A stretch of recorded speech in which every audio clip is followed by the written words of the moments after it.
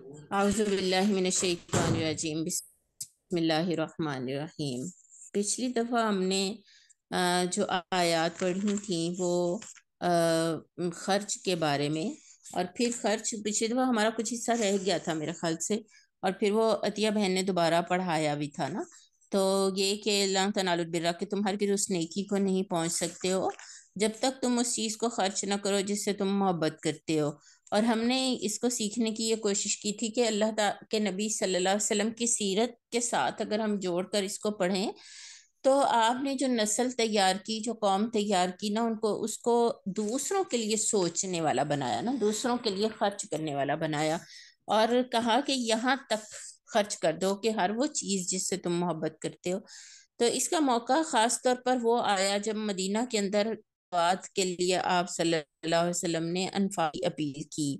تو آپ نے پھر ایسے مواقع آئے کہ پھر وہ ایک بڑے مقصد یعنی دین کی اقامت کا وہ مقصد ہوتا تھا کہ لوگ جو تھے وہ اپنی سب کل پونجی بھی لوگوں نے لا کے اللہ کے نبی کے حوالے کر دی، اور اس کے بعد اللہ تعالیٰ نے جیسے کہا کہ کھانوں کا حرام حلال، اور پھر بیت اللہ کا ذکر خاص طور پر پچھلی دفعہ کچھ حج کے بارے میں پہلا حکم جو ہے وہ پچھلے رکوع میں گزر گیا تھا کہ مکہ کو اللہ تعالیٰ نے بنایا سینٹر، اور یہ جو اس کی برکت کیا ہے کہ یہ تمام جہان والوں کے لیے یہ ہدی للعالمین ہے۔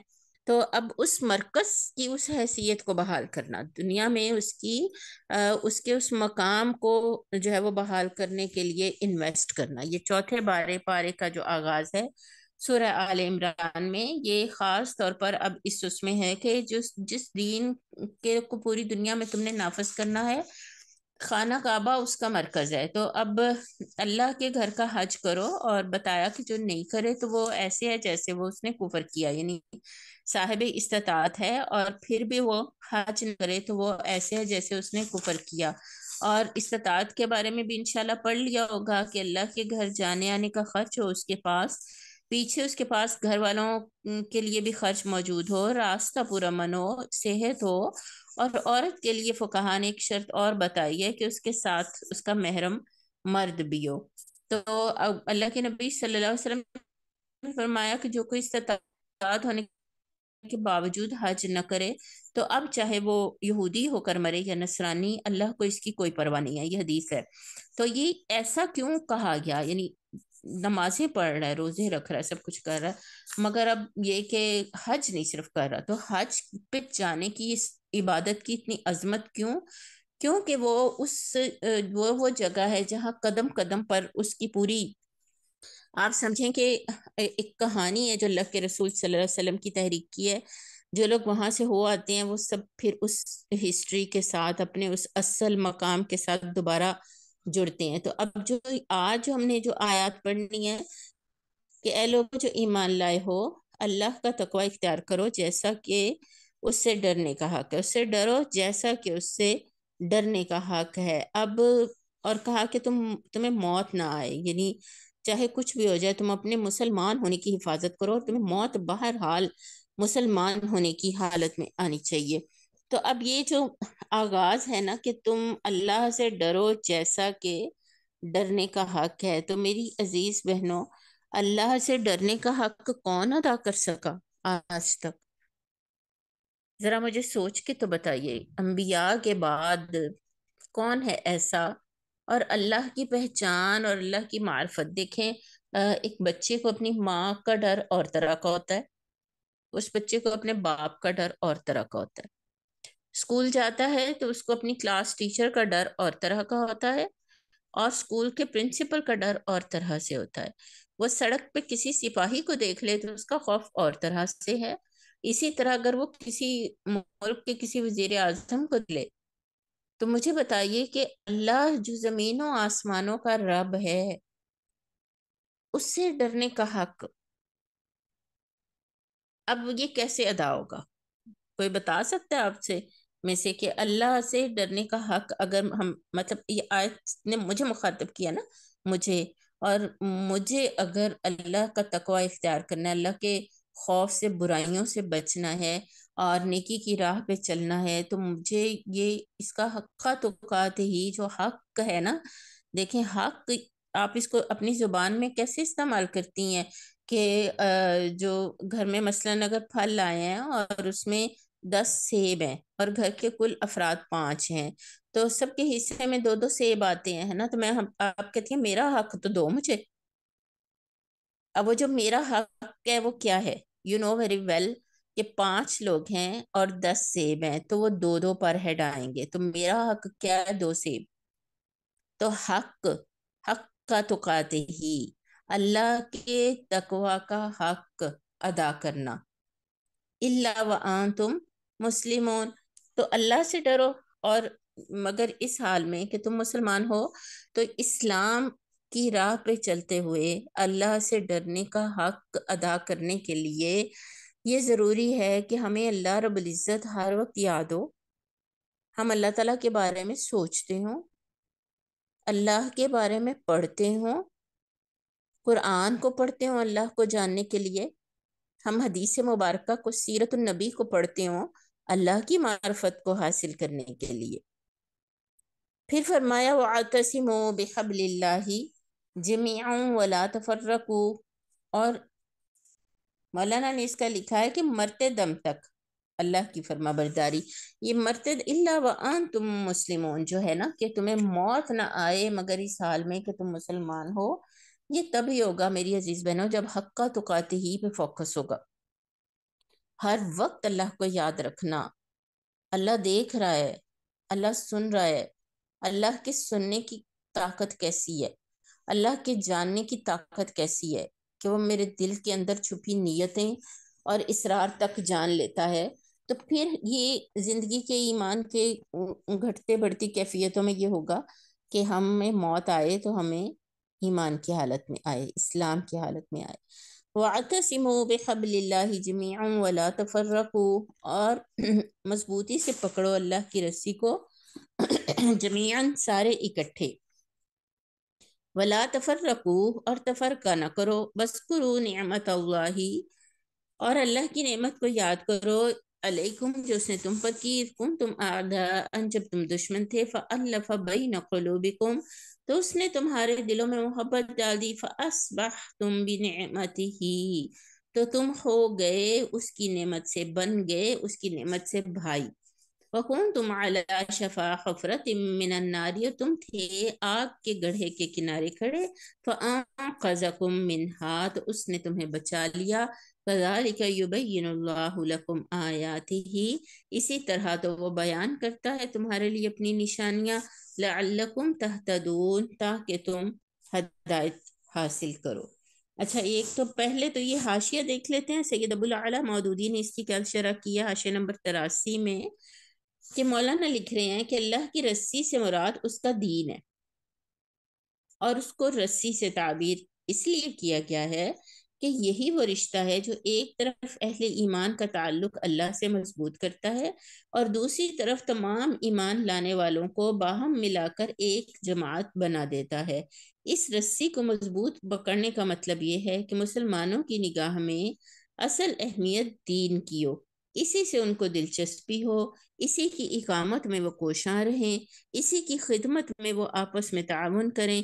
جہاں دین کی اساسی تعلیمات اور اس کی اقامت کے نصب العین سے مسلمان ہٹے، ان کی توجہات اور دلچسپیاں جزیات و فروغ کی طرف منعطف ہوئیں، پھر ان میں لازماً وہی تفرقہ اور اختلاف رونما ہو جائے گا۔ سمجھ آ رہی ہے نا کہ جہاں دین کی اساسی تعلیمات، اساس کہتے ہیں نا بنیاد کو، اور اس کی اقامت، اب دین کو نافذ کرنے کے نصب العین سے جب مسلمان ہٹیں گے نا، تو ان کی توجہات یعنی ان کی توجہ اور ان کی دلچسپیاں چھوٹی چھوٹی باتوں پہ، جزیات اور فروغ کہتے ہیں، فرع کہتے ہیں جو درخت کی شاخ ہوتی ہے اس کو کہتے ہیں، تو جزیات۔ اب دیکھیں نماز اصل ہے نا، اصل تنا جو ہے وہ نماز ہے، اور اس کی جزیات کیا ہیں، اس کی رکعتیں کتنی ہیں، اس کی ادا کرنے کی کیسے ہے، اور پھر بالکل مزید فروغ پہ چلے جائیں تو رفع دین کرنا چاہیے یا نہیں کرنا چاہیے۔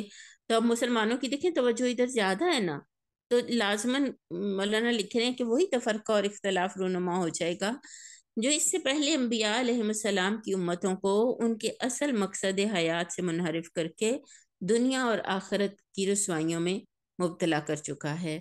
تو اصل بات یہ کہی جا رہی ہے کہ اب حق اگر ادا کرنا ہے تو وہ اعتصام باللہ کے بغیر نہیں ہو سکے گا.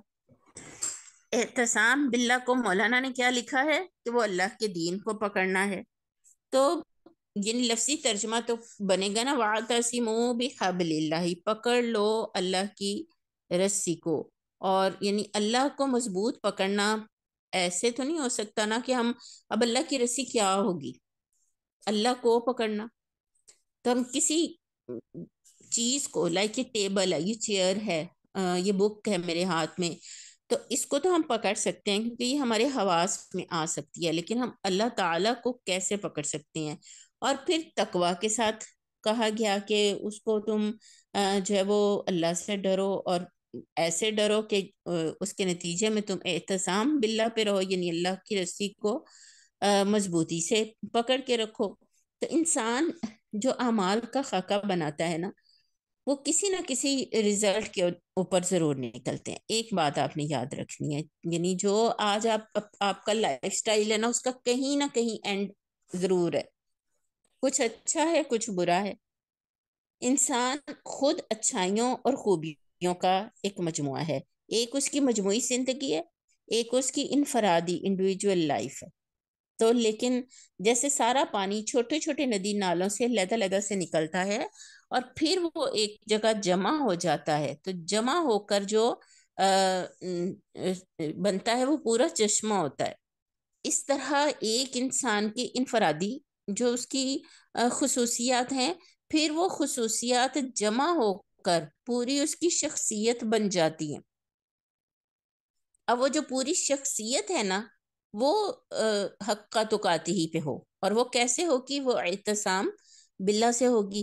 اسی طرح شخصیات، اب ایک ایک شخص پھر وہ سارے اشخاص مل کر معاشرہ بنے اور وہ سارے کا سارا معاشرہ جب اللہ کے تقوی پہ ہو تو حق تقاتی ہی کا کون سا لیول ہوگا؟ مجھے بتائیں. دیکھیں، ہم گھر بیٹھے فزکس کی کتاب پڑھ سکتے تھے نا، 10th کی، لیکن ہم کیوں جاتے ہیں وہاں؟ کلاس میں جا کے کیوں بیٹھتے ہیں؟ 50 لوگوں کے بیچ میں بیٹھ کے ہم بھی، وہ سب بھی فزکس پڑھ رہے ہیں، ہم بھی فزکس پڑھ رہے ہیں، تو وہ ساری کلاس جو 50 بچوں کی اکٹھے بیٹھ کے ایک استاد سے فزکس پڑھتی ہے، تو پھر اب اس فزکس کا کیا لیول ہوگا؟ اس لیے حق تقاتی ہی جو ہے وہ اگلی آیت کے ساتھ مل کر ہی پورا ہوتا ہے. اس کی تفصیل حضرت عبداللہ ابن مسعود، ربی اور قتادہ اور حضرت حسن بصری رحمۃ اللہ علیہ نے روایت کی ہے. تو وہ کہتے ہیں کہ حق تقوی یہ ہے کہ اللہ کی اطاعت ہر کام میں کی جائے، کوئی کام اس کی اطاعت کے خلاف نہ ہو، اور اس کو ہمیشہ یاد رکھا جائے، اور اس کو کبھی بھولا نہ جائے، اور کبھی اس کا ہمیشہ شکر ادا کیا جائے، اور کبھی اس کی ناشکری نہ کی جائے. تو اب دیکھیں، اگر تمام انسان ایسے ہوں کہ جن کے تمام اعمال اللہ کے تقوی کی بنیاد پر ہوں، اور پھر وہ ایک معاشرہ بنائیں، ایک اکٹھی ایک زندگی بنائیں، ایک نقشہ بنے. دیکھیں، ایک میری عادت ہے کہ میں جو ہے وہ ہر کام وقت پہ کرتی ہوں، اور دوسری طرف یہ بھی ہے کہ میں کبھی تھک بھی جاتی ہوں، تو تھک کے میں چڑچڑی بھی ہو جاتی ہوں، کبھی مجھے غصہ بھی آ جاتا ہے. عام طور پہ میں پیار کرنے والی، محبت کرنے والی ہوں. اب یہ ساری صفات ملا کے تو اب میری پوری ایک شخصیت بناتی ہے نا. تب کہتی ہیں آپ، اب وہ شخصیت میں جو کیا چیزیں غالب ہیں، زیادہ ہیں، آپ نے مجھے ڈیل کیا ہوگا، فیس کیا ہوگا، تو آپ میرے ساتھ جو آپ کو زیادہ چیزیں نظر آئیں گی، آپ کہیں گی یہ ہیں جس نے ان کی شخصیت بنائی. تو اللہ تعالیٰ نے اس لیے اگلی یہ ہدایت دی کہ اب اگر تم چاہتے ہو کہ تم حق تقاتی ہی ادا کرو تو وَاعْتَصِمُوا بِحَبْلِ اللَّهِ جَمِيعًا وَلَا تَفَرَّقُوا. 2 ہدایات ہیں اس میں، ایک ہے اعتصام باللہ اور دوسری اتفاق و اتحاد. تو نبی کریم صلی اللہ علیہ وسلم کی یہ حدیث جو ہے کہ آپ نے فرمایا کہ کتاب اللہ، قال رسول اللہ صلی اللہ علیہ وسلم، کتاب اللہ ہوا حبل اللہ. اب یہ تشریح کون کر رہا ہے؟ یہ خود اللہ کے رسول صلی اللہ علیہ وآلہ وسلم کر رہے ہیں. اور آپ کیا کہہ رہے ہیں کہ کتاب اللہ हुआ हब्लुल्लाहिल ममदूदी मिनस समाई इलल अर्ज, कि अल्लाह की किताब ही अल्लाह की रस्सी है जो लटक रही है, तनी हुई है आसमान से जमीन पर, जमीन तक। यानी अब ये कुरान ऐसी चीज है ना, अब इसके साथ जुड़ना, इसके जो करीब होगा, जो इसको डिस्कस करेगा, जो इसको समझेगा। अब देखिए कुरान की तरफ आपका जो रुजू है वो किस लिए, approach, approach to the Quran. अभी गुज़िश्ता दिनों एक बच्ची से मैं बातचीत हो रही थी ना, तो उसने कहा कि मैं ना ऑब्सेस हो गई सूरतुल बकरा, इस्लाम 360 से। और मैं रोजाना जब जो आयत खोलती थी ना, तो जो बात निकलती थी बस मैं उसी के मुताबिक चलती थी। तो और फैसला करती थी, उस दिन का जो फैसला था वो मैं उस दिन नजर आने वाली आयत के साथ कर लेती थी। और इसी तरह हर इंसान जो है ना, वो अब ये हुआ कि वो होते होते ही वो जो कुरान, जब वो पूरा तो पढ़ती नहीं थी, देखें वो एक आयत का टुकड़ा पढ़ती थी तो वो पूरी तरह उसको नहीं समझ पाती थी। तो वो बहुत सारी चीजें उसके कॉन्सेप्ट्स में गलत मलत हो गई, गलत हो गई। तो अब वो जब बहुत ज्यादा परेशान हो गई तो वो मेरे पास आई कि ये बात अब she was too much upset. Y? Because the style of approach to the Quran, वो जो जिस वजह से, जिस तरीके से। अब देखिए मैंने अलमारी खोली है, मैंने कुरान निकाला है, क्यों निकाला है? ताकि मैं सुबह की अपनी सूरतें पढ़ सकूं, ताकि मैं अपना दिन अच्छा गुजार सकूं। आज मैंने अलमारी खोली है, मैंने कुरान निकाला है, क्यों निकाला है? क्योंकि मेरे वालिदैन इंतकाल कर गए हैं, तो मुझे उनके लिए इसाले सवाब करना है। आज मैंने कुरान निकाला है, क्यों निकाला है? बहुत डिप्रेस हूँ, बहुत परेशान हूँ, तो मैंने सोचा मैं कुरान पढूं, शायद मेरी तबीयत कुछ अच्छी हो जाए। अभी मैंने कुरान खोला, मैंने क्यों खोला? ताकि मैं इससे हदायत हासिल कर सकूं।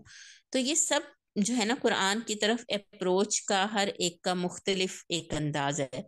तो जो हदायत हासिल करने वाला है ना, वो फिर इस रस्सी को शुरू से लेके आखिर तक देखेगा, और अपनी इनफरादी और अपनी इज्तिमाई जिंदगी में वो इसी के मुताबिक फैसले करेगा।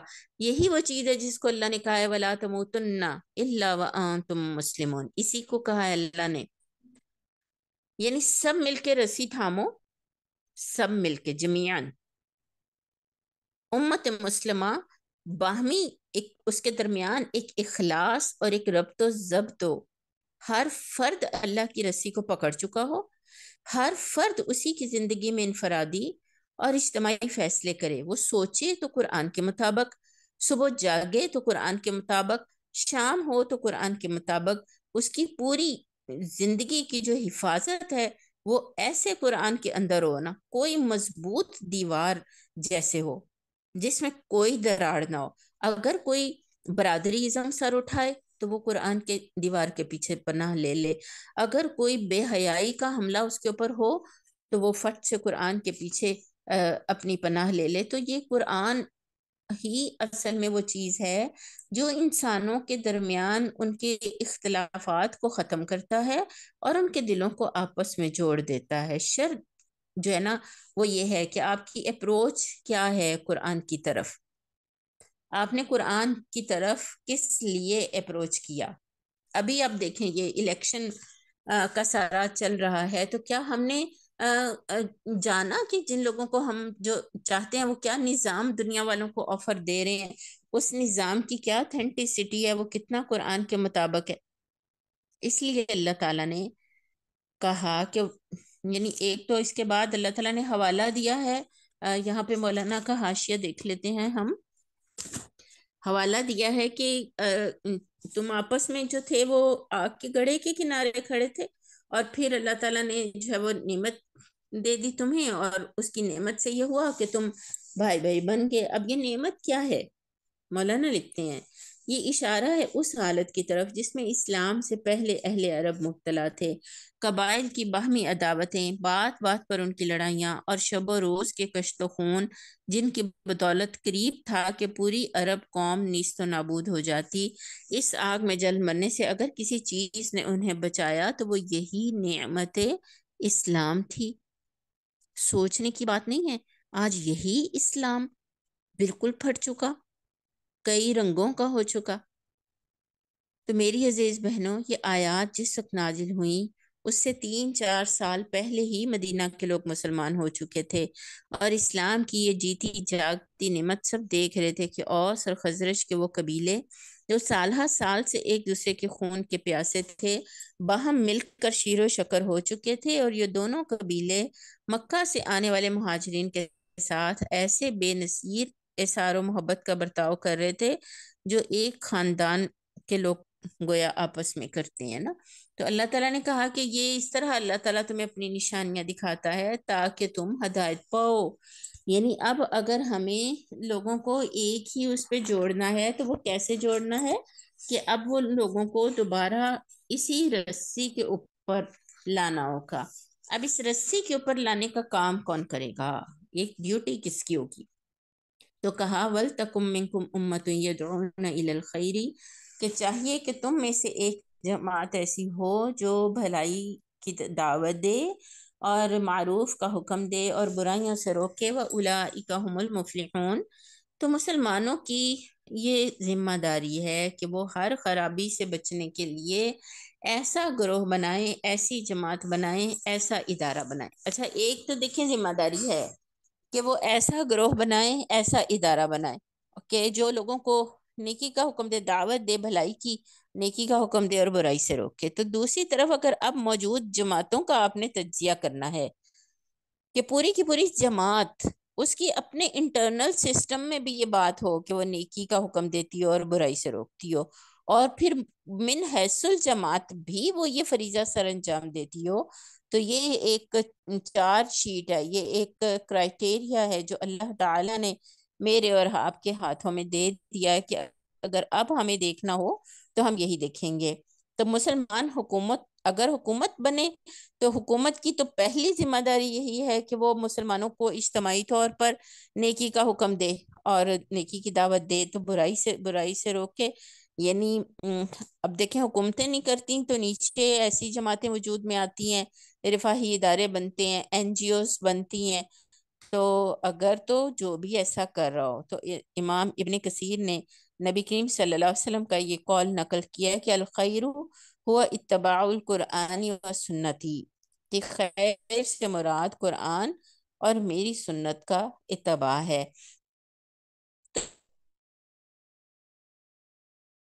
صرف علماء کا فریضہ نہیں، اختیار کا فریضہ ہے، یہ اتھارٹیز کا فرض ہے. حکم کس نے دینا ہے مجھے یہ بتائیں؟ علماء تو بیچارے دعوت و تبلیغ کرتے ہیں بس. یہ میں کیا کر رہی ہوں آپ کو؟ میں بس آپ کو سمجھا سکتی ہوں. I can't drive you. میں آپ کی ڈرائیونگ سیٹ پہ میں نہیں ہوں. تو علماء کیا کر رہے ہوتے ہیں؟ نیک لوگ کیا کر رہے ہیں جو نیچے ہمارے اس وقت جو معاشرے میں سیٹ اپ ہے جس میں سیاست اور دین کو جدا کر دیا گیا نا. تو علامہ اقبال نے کہا تھا جدا ہو دین سیاست سے تو رہ جاتی ہے چنگیزی. تو اب یہ کہ علماء تو بیٹھ کے ممبر پہ بہت اچھے خطبے دیتے ہیں. آج انہوں نے خطبہ جمعہ میں کہا کہ مشورہ کریں آپ ایک دوسرے سے اور مشورے کے ساتھ اپنی زندگی گزارا کریں. لیکن جو ملک کی شورا ہے یعنی پارلیمنٹ، اس پہ انہوں نے ایک حرف نہیں بولا. کیا ملک کا نظام چلانے کے لیے جو شورائیں بنتی ہیں جہاں پہ مشورے ہوتے ہیں، تو وہ کیا وہاں پہ دیکھیں وہ لوگ ہیں جن کو اہل علم بھی ہونا چاہیے کیونکہ وہ اتھارٹیز ہیں. اگر وہ حکمران وہ اتھارٹیز اگر وہ حکمران ہیں، ان کے پاس اتھارٹیز ہیں لیکن ان کے پاس علم نہیں ہے، تو ملک کا کیا حال ہے؟ ان کے جو احکامات جو قانون سازی وہ کر رہے ہیں، کیا وہ اللہ کی دین کی رسی کو مضبوطی سے پکڑنے والی ہے؟ تو یہ ایک ایسا ایک اتنی بڑی آیات ہیں، یہ اتنی بڑی صورت ہے جو اللہ تعالیٰ نے ہمیں ایک ورک پلان ہے جو مجھے اور آپ کو دے دیا ہے. اور اس کا سب سے زیادہ اس کا جو اطلاق ہے نا، میں آپ کو بتاؤں، وہ الیکشن کے دنوں میں ہوتا ہے کہ آپ نے نیکی کا اب آپ نیکی کا حکم دینا ہے یا مرون بالمعروف، اور روکنا ہے برائی سے. برائی سے روک دینا ہے. یہ کام کون کرے گا؟ یہ کام کون کرے گا؟ یہ کام وہ کرے گا جس کے ہاتھ میں طاقت ہوگی. تو جو علماء ہیں وہ دین سمجھائیں گے، سکھائیں گے، اس کے جو بنیادی عقائد، اس کا نظام اخلاق، اس کا نظام معاشرت، اور جو اتھارٹیز ہوں گی وہ ان سے علم حاصل کریں گی اور پھر اس دین کے نفاذ کے لیے جدوجہد کریں گی. یہی وجہ ہے کہ ہمارے ہاں دین کو محض انڈیویجولز کا ایک مسئلہ بنا کے رکھ دیا گیا ہے، اور قرآن و سنت سے ان چیزوں کو سمجھنے کی وہ صورت نہیں ہے. چنانچہ فہم اور بصیرت دینے کے لیے سورہ توبہ میں اللہ تعالیٰ نے فرمایا فَلَوْلَا نَفَرٌ مِّن كُلِّ فِرْقَةٍ مِّنْهُمْ طَائِفَةٌ لِيَتَفَقَّهُوا فِي الدِّينِ وَلِيُنذِرُوا قَوْمَهُمْ، اور تاکہ وہ ڈرائیں اپنے ان لوگوں کو، اپنی اس قوم کو. یہ تفقع اور یہ انذار، دیکھیں یہ میڈیا ہمارا انذار کر رہا ہوتا ہے، حالانکہ اس کے پاس وہ پاور ہے، اس کے پاس وہ طاقت ہے. ہماری فوج کیا کر رہی ہے؟ کیا وہ انذار کر رہی ہے؟ ہماری پولیس کیا کر رہی ہے؟ کیا وہ انذار کر رہی ہے؟ ہماری حکومتیں کیا کر رہی ہیں؟ کیا وہ انذار کر رہی ہیں؟ تو اللہ تعالیٰ نے مختلف جگہوں پر بہت زیادہ ہر فرد کو حکم دیا.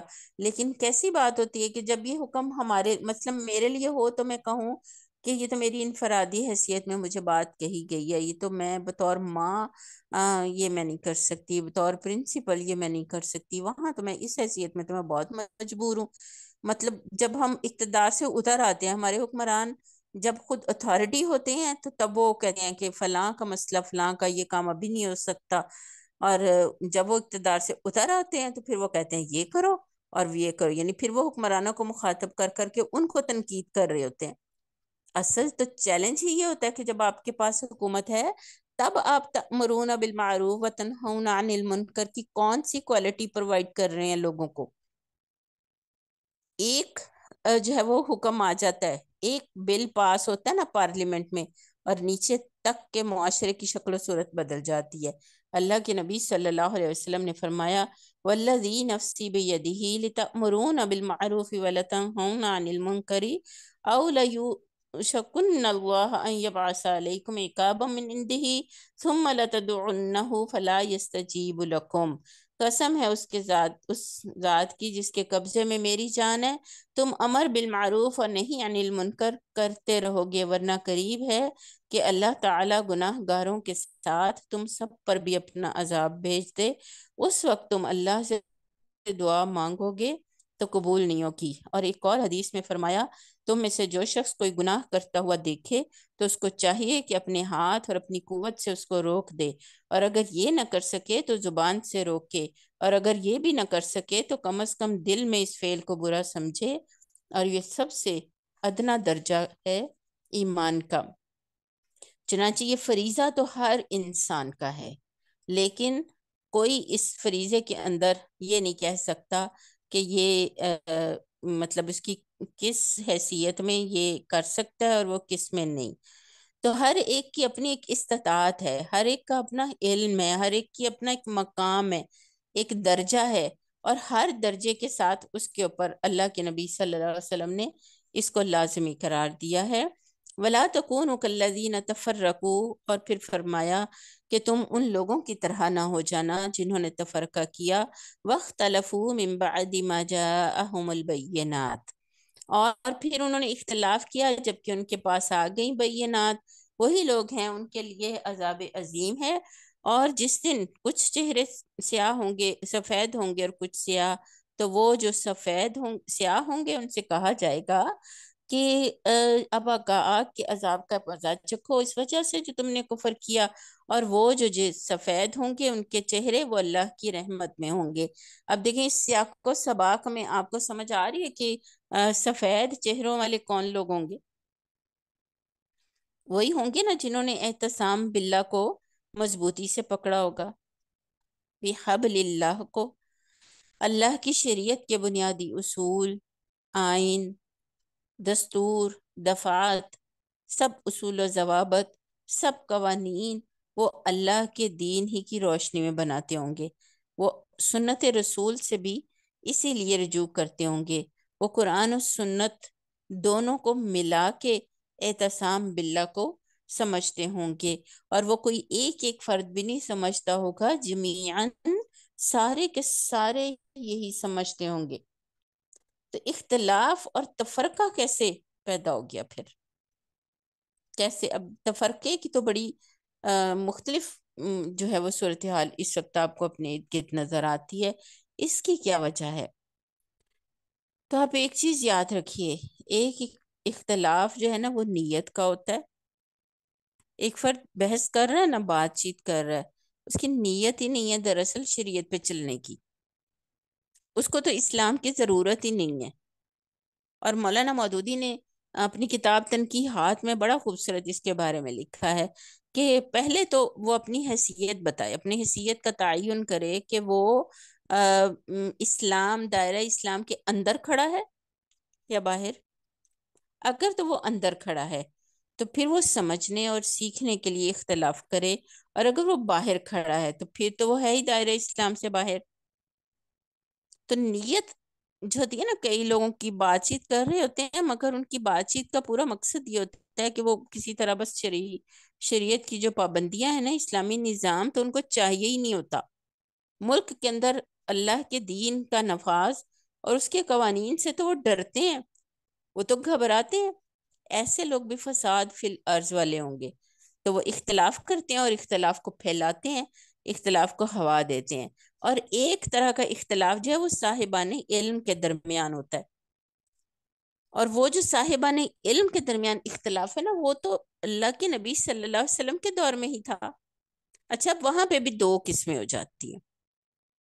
وہ صاحبان علم بھی اختلاف کر کے کچھ سیکھنا چاہ رہے ہوتے ہیں، ان کو سمجھ نہیں آ رہی ہوتی، لیکن جب وہ قرآن و حدیث کی طرف رجوع کرتے ہیں، جب وہ سمجھتے ہیں، تو وہ اپنی رائے پہ اصرار نہیں کرتے۔ لیکن کچھ لوگ ہیں، وہ کہتے ہیں کہ بس ہم جو کہہ رہے ہیں وہ ٹھیک ہے اور باقی سب غلط ہیں۔ تو ایسے لوگ بھی غلط ہیں، کیونکہ کچھ نہ کچھ دین کا حصہ کسی نہ کسی رائے کے اوپر سب ہی کچھ نہ کچھ لے کے چل رہے ہیں۔ تو ایسے لوگوں کے لیے خوشخبری یہ ہے کہ ان کے چہرے سفید ہوں گے۔ کن کے؟ ان علم والوں کے جنہوں نے علم سیکھنے کے لیے اختلاف کیا۔ ان کا باہم جو ان کا اختلاف ہے وہ اللہ کے دین کی رسی کو اور مضبوطی سے پکڑنے کے لیے ہے، نہ کہ اسے کمزور کرنے اور اسے توڑ دینے اور اسے کاٹنے کے لیے ہے۔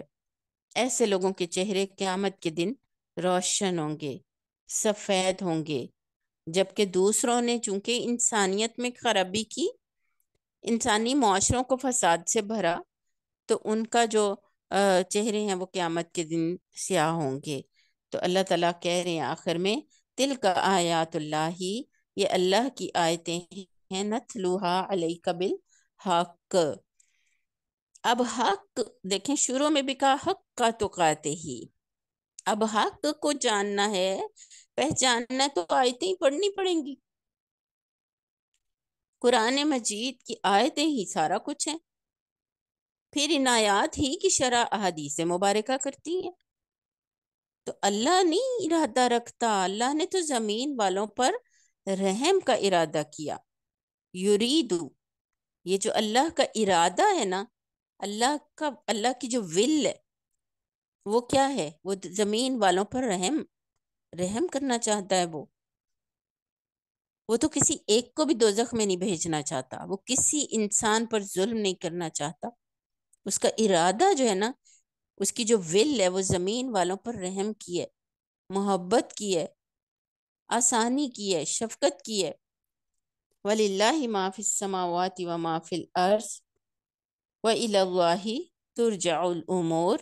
تو دنیا میں انسانوں کے درمیان اختلافات ہوں گے، مگر یہ کہ ان سب کے جو اختلافات ہیں ان کی فیصلے آخر کار اللہ ہی کے پاس ہوں گے۔ وہ دعا ضرور یاد کیا کریں، اور تہجد کے ٹائم آسمان کی طرف دیکھ کے ضرور پڑھا کریں۔ اللہ ہی ہے جس کے پاس ہم اپنی لڑائیاں اور اپنے اختلافات اور اپنے مسائل لے کے جاتے ہیں، اور آخر کار جو فیصلہ ہے وہ اللہ ہی نے کرنا ہے۔ اللہ تعالیٰ میرے اور آپ کے اوپر آسانیاں کرے اور ہمیں اپنے کام کی نیکی کا حکم دینے اور برائی سے روکنے کی توفیق دے۔